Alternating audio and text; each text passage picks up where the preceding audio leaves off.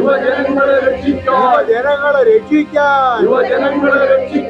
പിറന്ന നാടിൻ മാനം കാക്കാൻ അണിയേരൂ.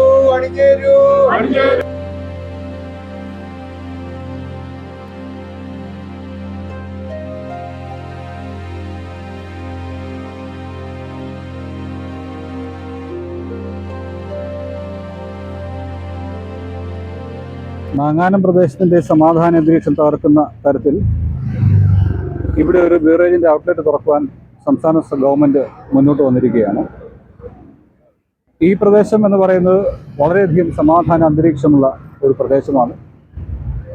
ഒട്ടനവധിയായിരിക്കുന്ന ആരാധനാലയം നിബിഡമായിരിക്കുന്ന പ്രദേശം. അതേപോലെ തന്നെ തൊട്ടടുത്ത് മന്ദിര ആശുപത്രിയുണ്ട്. ഇതിലൊക്കെ പ്രധാനപ്പെട്ട ഒരു കാര്യമെന്ന് പറയുന്നത് മധ്യവർഗ പ്രസ്ഥാനത്തിൻ്റെ ഈറ്റില്ലമാണ് മാങ്ങാനം എന്ന് പറയുന്നത്. 1952 കാലഘട്ടത്തിൽ മധ്യവർഗ പ്രസ്ഥാനം ആരംഭിച്ചത് മാങ്ങാനത്താണ്.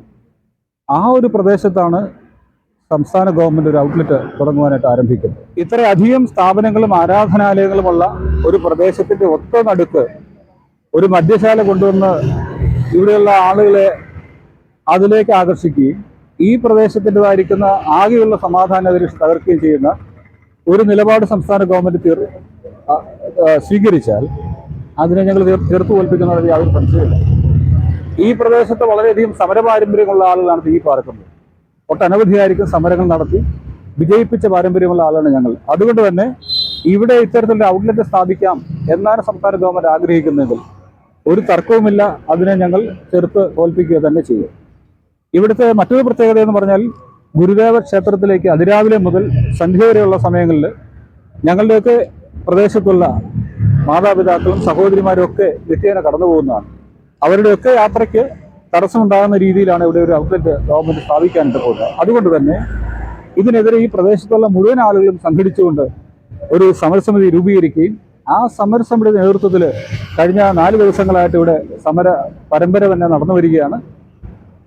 സമരങ്ങൾ മാത്രമല്ല, ഇത് അവസാനിപ്പിക്കുന്നതിന് ആവശ്യമായിരിക്കുന്ന നിയമ നടപടികളുമായിട്ട് ഞങ്ങൾ മുന്നോട്ട് പോവുകയാണ്. അങ്ങനെ 2 തലത്തിലും സമരവുമുണ്ട്, അതുകൂടാതെ നിയമപരമായിട്ട് ഇതിനെ ചെറുത്ത് തോൽപ്പിക്കാൻ പറ്റുന്ന പരിപാടികൾ, അങ്ങനെ 2 രീതിയിലുള്ള പോരാട്ടങ്ങളുമായിട്ടാണ് ഞങ്ങൾ മുന്നോട്ട് പോകുന്നത്. അതുകൊണ്ട് തന്നെ ഇതിൽ പൂർണ്ണമായിട്ട് വിജയിക്കും.